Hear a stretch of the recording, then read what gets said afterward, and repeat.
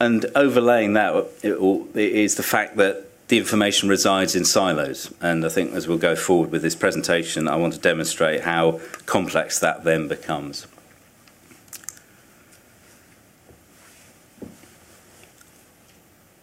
The next thing I really want to stress is the level of regulation to which information is now subjected, to which organisations are subjected.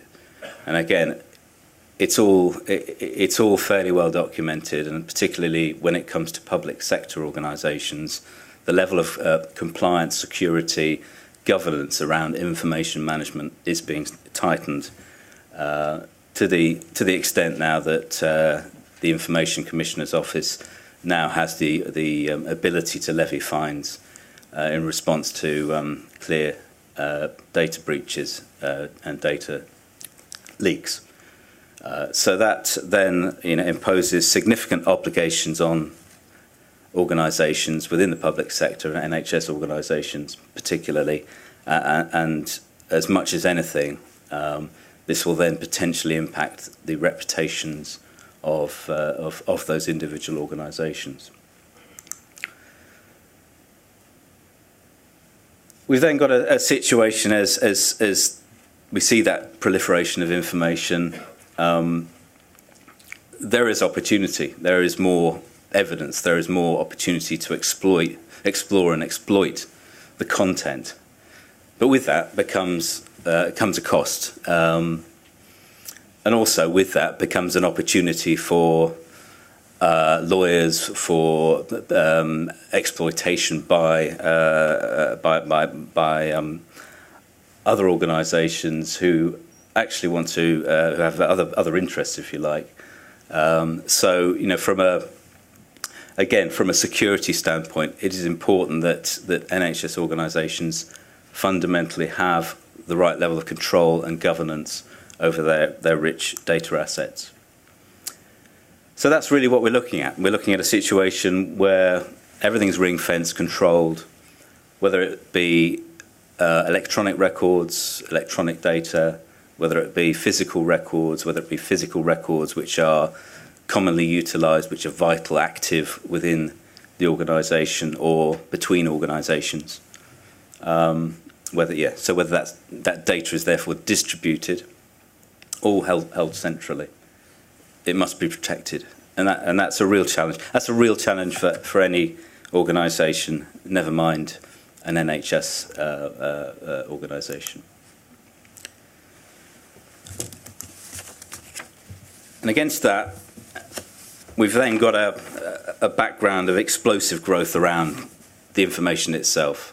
And the more systems, the more technologies that become available, the more research, the more that data set becomes rich, the more it needs to be protected. And equally, as the population changes, as demographic changes, the population becomes older or more active, and the different types of interventions and the different profiles of clinical activity grow. Again, that's another dimension to the challenge. We've then got a reliance on third parties, increasingly IT providers, service providers, companies like mine, consulting houses, facilities management companies. You've got all of these other organisations, companies, interests, constituencies to manage, all of whom will control, support a part of the process, all of whom have that data flow, that information flow running through it, all of whom have those obligations to protect that data. Against all of this, we're then faced with a radical cost-cutting agenda, the extent of which will become clear, I guess, over the coming weeks and months. But we know it's going to be pretty savage. And we also know, I think, that back office, not frontline care, is a particular area of focus. Now, this is, I think, a concern, because Again, from my experience, I'm used to looking at some of those back office functions. I'm used to looking at some of the processes that are potentially hidden, but are nonetheless fundamental to supporting the delivery of that care. And there are tough choices as a result to be made around capital deployment, around investment in new technologies. And again, we need to be mindful of the impact that's going to have and the maximisation of those technology choices and initiatives, given the ability of those organisations to make the change. So what sort of organisations are we talking about then? I think you can look at a number of different dimensions. You can look at the focus of the organisation. Clearly, the focus is the patient. The way that organisations make decisions, the processes that support them, what sort of information we're managing, where it's held, what format it's held in, what sort of services we're providing, what sort of facilities, infrastructure we've got. You've got all of these different dimensions. And fundamentally within the NHS, what you've got is attention.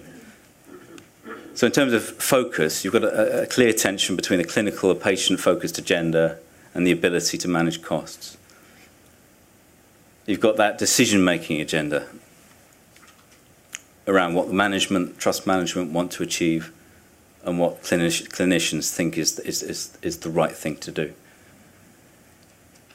From a process perspective, what is the balance between utilising technology, benefiting from technology, or having good manual processes?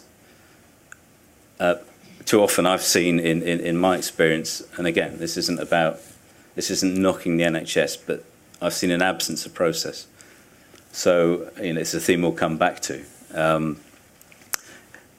We need to be clear about the benefit of having any process in place versus then optimising that process and supporting it with technology.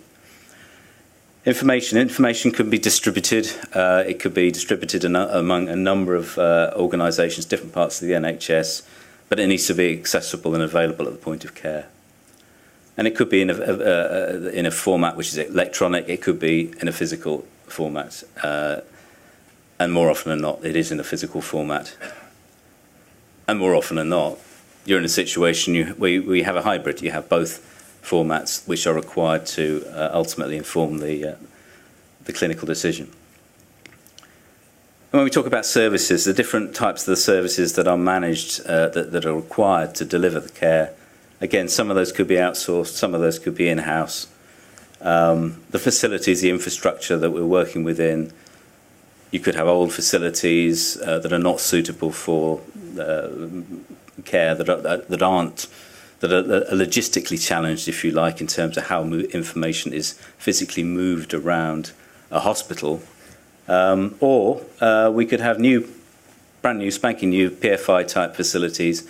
And again, the challenge there for me is, have we sufficiently designed in the requirement to move information, to move goods, to move equipment, and so on?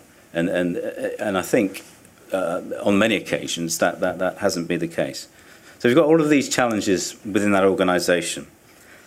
More fundamentally than that, we've got a cultural issue. We've got multiple stakeholders, again, all of whom represent those different potential conflicting agendas. At the heart of it all, you've got the patients, you've got the clinicians, you've got patient relatives, you've got staff, nursing staff, support staff, you've got trust management, and then you've got the sort of the overall governance of that. You've got the public sector, you've got the government, you've got the taxpayer.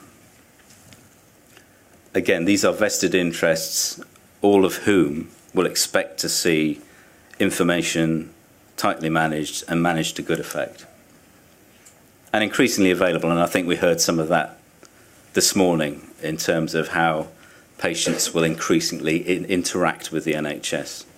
And again, there's some very, very clear benefits in terms of the efficiency of the overall service to be had from that. And then if we look at the overall volumes and the activity levels,